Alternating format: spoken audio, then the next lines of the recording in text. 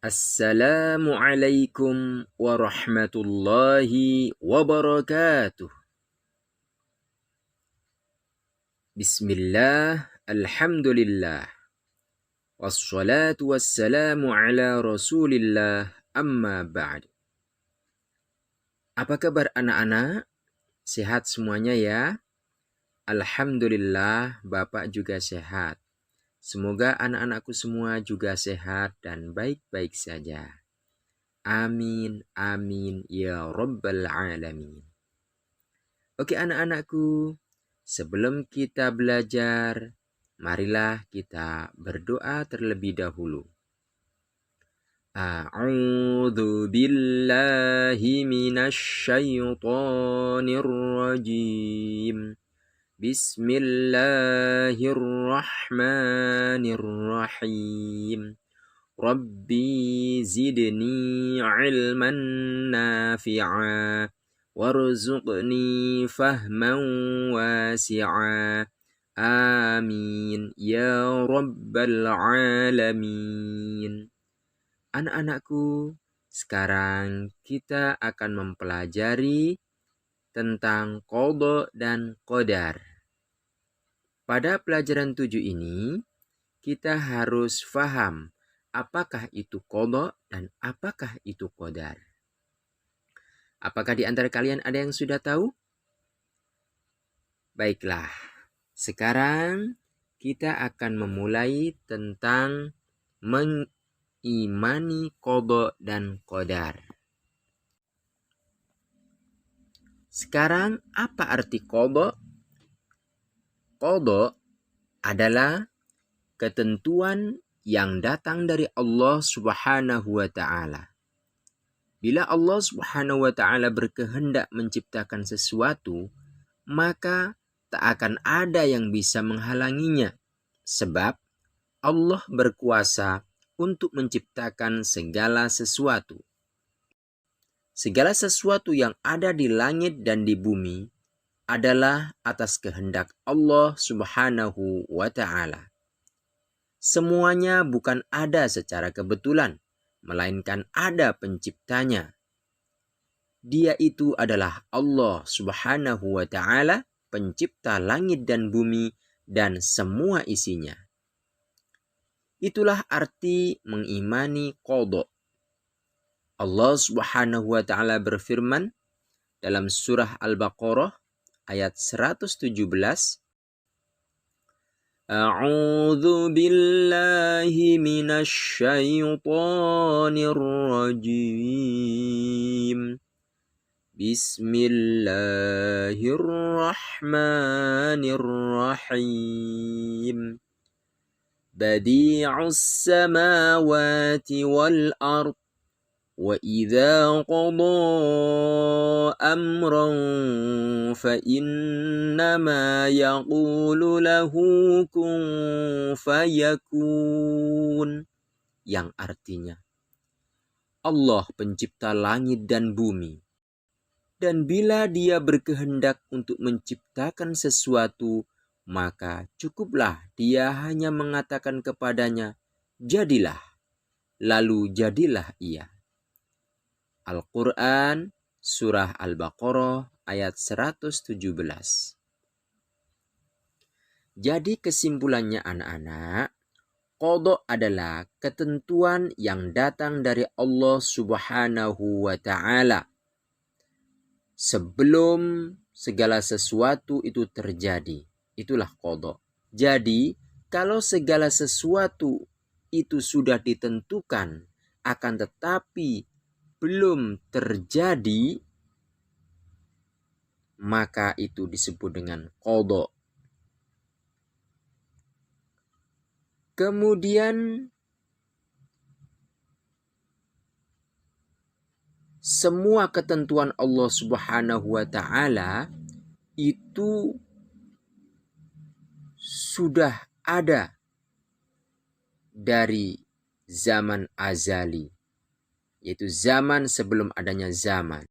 Sekarang apa hikmah mengimani qada?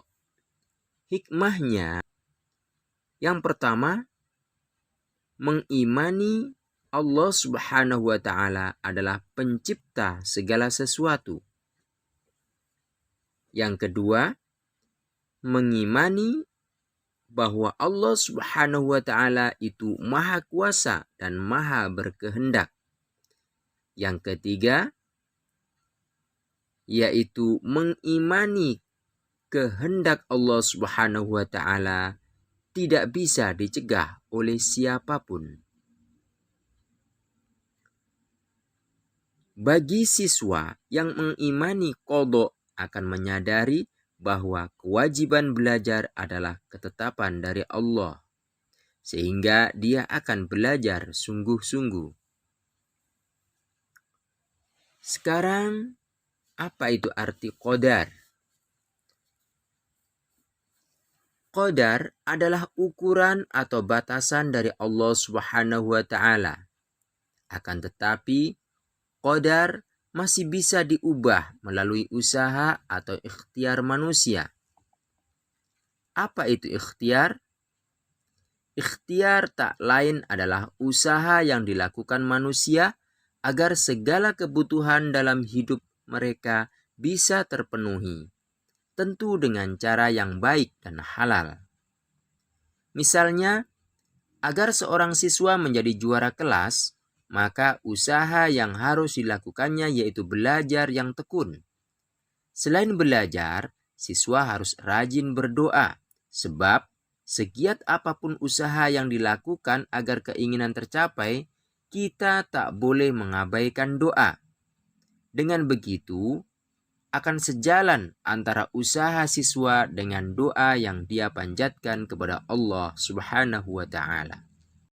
Beberapa contoh qadar antara lain, seorang siswa yang mampu menjadi juara kelas karena rajin belajar dan berdoa. Kemudian, sebuah tim sepak bola yang berhasil menjuarai turnamen karena gigih bermain dan tak kenal lelah. Dan menjadi juara bulu tangkis di sekolah setelah sebelumnya mengalami kekalahan, namun tetap semangat, pantang menyerah. Allah Subhanahu wa ta'ala berfirman, A'udzu billahi minasyaitonir rajim. Inna kulla syai'in khalaqnahu biqadar, yang artinya, sesungguhnya kami menciptakan segala sesuatu menurut ukuran. Al-Quran Surah Al-Qamar ayat 49. Sekarang apa hikmah mengimani qadar? Hikmah iman terhadap qadar Allah Subhanahu wa ta'ala antara lain, 1. Kesuksesan seorang siswa tidak semata-mata karena kemampuan dirinya, melainkan karena Allah Subhanahu wa ta'ala yang telah memberinya kemampuan. Yang kedua, kesuksesan yang diraih siswa tidak akan menjadikannya sombong.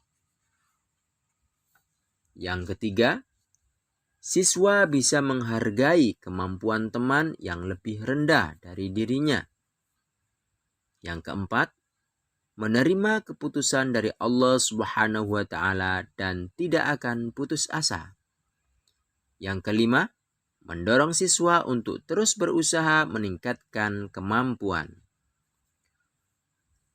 Allah Subhanahu wa ta'ala sudah menjelaskan tentang usaha seseorang, bahwa Allah Subhanahu wa ta'ala tidak akan mengubah keadaan suatu kaum sehingga mereka mengubah keadaan yang ada pada diri mereka sendiri.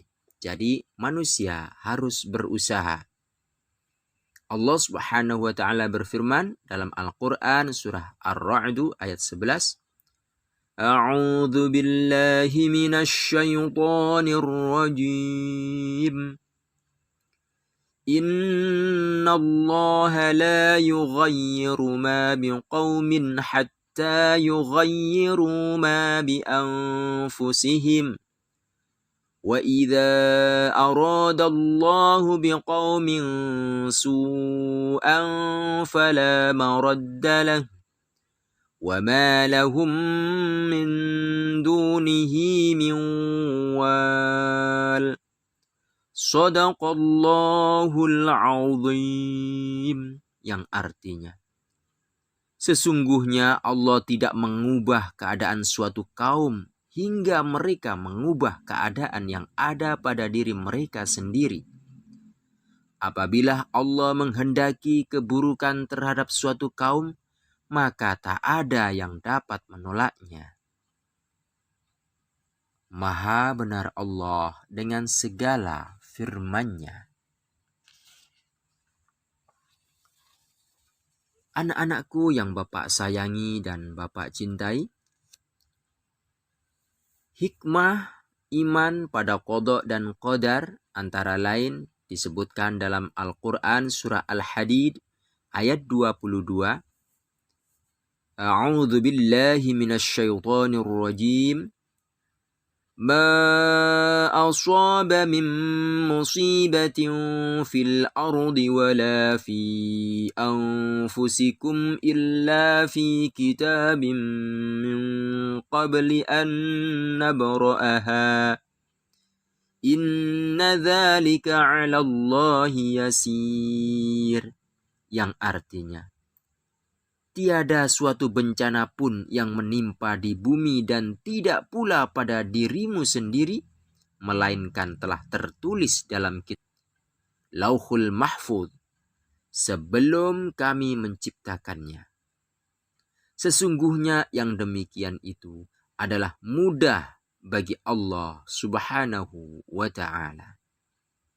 Al-Quran surah Al-Hadid ayat 22. Kesimpulannya, dalam rangkuman yang pertama, qada adalah ketetapan yang diberikan Allah Subhanahu wa ta'ala kepada setiap makhluknya. Qada itu ketetapan Allah yang belum terjadi. Qada sudah dari zaman azali. Yang kedua, qadar adalah ukuran dan batasan yang diberikan Allah Subhanahu wa ta'ala kepada setiap orang, atau ketentuan yang sudah ditentukan oleh Allah Subhanahu wa ta'ala dan sudah terjadi, tak bisa dirubah jika itu berupa takdir mubrom. Akan tetapi ada takdir mu'allaq, yaitu takdir yang digantungkan oleh Allah Subhanahu wa ta'ala terhadap usaha seseorang. Jikalau orang itu mau berdoa, maka takdir itu akan berubah. Atau jikalau seseorang itu mau berusaha, mau bekerja keras, maka takdir itu akan dirubah oleh Allah Subhanahu wa ta'ala. Itu takdir mu'allaq. Berbeda dengan takdir mubrom. Kalau takdir mubrom itu biarpun seseorang itu sudah berdoa dan berusaha, tetap akan terjadi. Akan tetapi kita semua tidak tahu takdir kita. Yang tahu takdir kita hanyalah Allah Subhanahu wa ta'ala. Oleh karena itu, jikalau saat ini kita dalam posisi di bawah, maka kita harus terus berharap kepada Allah agar esok akan berubah menjadi di atas. Jikalau saat ini kita berada dalam keadaan terpuruk, kita harus terus berharap kepada Allah Subhanahu wa ta'ala dan berdoa agar esok akan berubah menjadi lebih baik. karena kita tidak tahu hari esok. Takdir hari ini bisa berubah di keesokan harinya. Anak-anakku yang Bapak sayangi dan Bapak cintai, tidak ada yang tahu takdir seseorang kecuali Allah Subhanahu wa Ta'ala. Begitu pula, tidak ada yang tahu tentang qada yang ditetapkan oleh Allah dan belum terjadi. Yang tahu hanyalah Allah Subhanahu wa Ta'ala. Yang ketiga, mengimani qada dan qadar berarti telah mengimani Allah Subhanahu wa Ta'ala yang Maha Kuasa. Kesimpulan yang keempat, orang yang beriman pada qada dan qadar dari Allah tidak akan menyombongkan diri, karena semua itu sudah ditentukan oleh Allah Subhanahu wa Ta'ala. Yang kelima, orang yang beriman pada qada dan qadar dari Allah Subhanahu wa Ta'ala tidak akan putus asa bila cita-citanya tidak tercapai atau keinginannya tidak tercapai. Karena kegagalan itu mungkin akan berubah menjadi kesuksesan. Sehingga ada orang yang mengatakan kegagalan hari ini adalah kesuksesan yang tertunda. Kita sebagai seorang muslim tidak boleh putus asa. Allah Subhanahu wa Ta'ala menjelaskan di dalam Al-Qur'an, A'udzu billahi minasyaitonir rajim, wa la tay'asu mir rauhillah, innahu la yay'asu mir rauhillahi illal qaumul kafirun. Yang artinya, dan janganlah kalian berputus asa dari rahmat Allah, dari kasih sayang Allah. Sesungguhnya tidaklah berputus asa dari rahmat atau kasih sayang Allah kecuali kaum kafir. Na'udzubillahi min dzalik.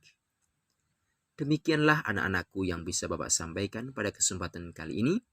Kurang lebihnya mohon maaf. Wassalamualaikum warahmatullahi wabarakatuh.